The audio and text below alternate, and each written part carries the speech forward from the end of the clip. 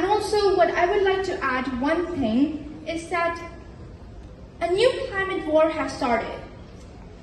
You see, in my community, Manipur, we're facing a communal violence between the two tribal communities, Meiteis and Kukis.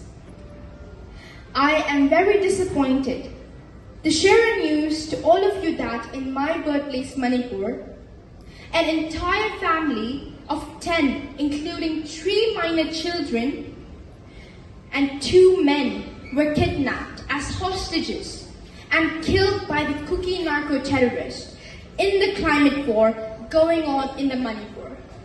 So these people were held hostages, and the 2 men, they were burned alive. And the children, the minor children, those 2 women, they were all found dead yesterday floating in the river.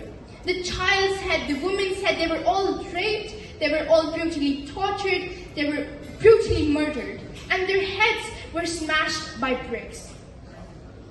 So what I would like to say is that justice for Meitei, justice for Manipur, no more deforestation.